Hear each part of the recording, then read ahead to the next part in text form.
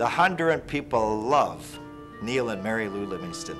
They have endeared themselves to those people down there, and the celebration here is a small comparison, I can guarantee you, to the celebration they have down there of their appreciation for the Livingstons.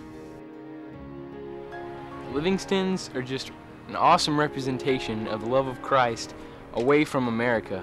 Neil and Mary Lou are very personable. They have been marvelous missionaries. They know how to win friends and get them into the Bible. They have seen hundreds and hundreds of people come to know Christ. Churches have multiplied in Honduras. They've seen the Bible Institute get started. It's still going, providing leaders for that country. They have been key people in Honduras. Every Honduran that I met that knows Neil and Mary Lou, they've embraced them as brothers and sisters in Christ, as mentors, as role models, as people they can trust, people that gave them vision. I know there's pastors all over Honduras right now because of Neil and his support of them, his training of them. People are coming to Christ left and right because Neil poured into people, and then those people have gone out and they're finding Christ. I know Mary Lou, from little things to big things, got the library started at IPCA, which is the school for pastors in Honduras, and oh goodness, just a discipleship and lives turned around. And in fact, a girl that I was teaching English to 2 summers ago, I was just striking up conversation. I was like, so how did you come to know the Lord? And she said, you know, Neil Livingston was the one who led me to the Lord. Well, when we go and we see people who actually have joy about what they're doing, when it seems to us like they shouldn't, when they're in a place where you wouldn't have much joy, and there's not many things, you know, the things we have in America, they don't have all that. But they had joy. They had so much joy. They would constantly tell me of times when they thought they knew where, you know, for instance, provisions would be coming from, and for some reason or another, that, I don't know, it didn't come. People who were supposed to provide, or whatever means they were supposed to get whatever they needed, didn't pull through. And they always trusted in God, and God somehow provided in another way that they would have never thought. The Lord has constantly provided for them. I'm amazed at the way He has sustained them through all of these years on the mission field. There are times when it's been lean, and many missionaries face that, but they have never lacked. And in fact, they have some interesting hobbies. They have a whole outlay of orchids right outside of that home. It's one of the reasons they didn't want to move from that home. All of these beautiful orchids, and they'd have to give them all up. So they are people that really love life, and they love everything about life. If you know Mary Lou, you know somebody who is very humble. She has an orchid garden. She has lots of hobbies. She loves to mix with the people, and she's got a lot of spunk in her. She likes to drive her car fast. Mary Lou amazes me how she drives. That takes a lot of guts to be driving down there. She drives real standard and going up the rocky roads, and when it rains it gets really muddy and cars can, I mean, that's perseverance alone right there. Neil is a guy that he's very organized. He cares for people deeply.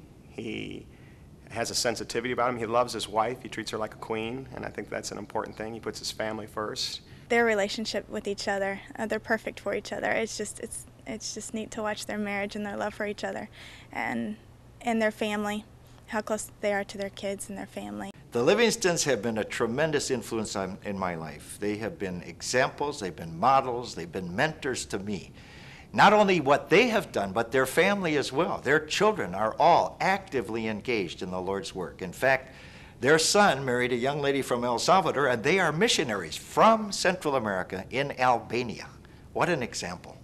When they would have Bible studies over there with their couples, I mean, the Bible study would last, but it would be over for a while, and the couples would still stay over there. They love to reach out to people. I've never found a time when you would knock at their door that they weren't ready to receive you, to bring you in, make you feel at home. If you needed a place to stay, you could stay right with them. I would come over to do laundry or email, and I'd still hang out and, I don't know, just talk. I'd want to talk. You'd never want to leave. I remember while we were there, Mary Lou came in the middle of the week, and she asked if anybody had any laundry that we needed done, and I tell you, that was a big relief because, you know, it was the first mission trip. We really hadn't planned for it, and it's kind of hot down there, and we really needed that laundry done. I would always come over with my backpack with my dirty laundry and come over with laundry and get a brownie company and do my email. And so I was in there doing my email. I just put in a load of laundry, and you have to put the hose in to wait till the water fills up, and then you got to turn off the water, take the hose out, otherwise you have a minor little flood in the office.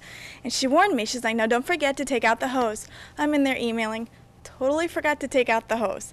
And no, there was no flood because Mary Lou quickly caught it. But I come racing in there, and she's like, don't worry, I got it. So anyway. I remember another time Ryan Sharp's in the shower, and the shower's down there, just a little spigot with, it's hard to explain what they look like, but he's standing in there taking a shower, and if you know Ryan, he's singing at the top of his lungs. It's about 7 o'clock in the morning, and all of a sudden the power shuts off, and he's screaming because he doesn't have his clothes, and I think Wayne went in and took his clothes out of the shower so he couldn't go out, and he's got shampoo in his eyes and his hair, and Neil comes down, and Neil wants to take a picture.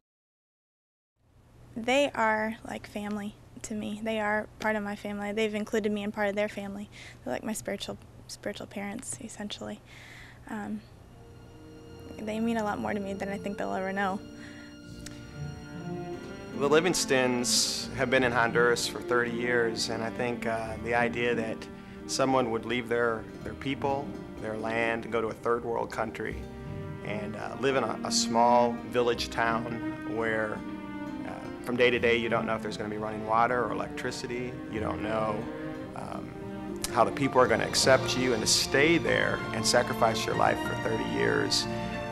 When things got bad, they didn't abandon it. They stayed there, and they stayed close to Christ through that whole time. And I just think that shows exactly what God calls us to do, to go make disciples all over the world, no matter what the sacrifice, because the Livingstons know that the earth is not their home, heaven is their home.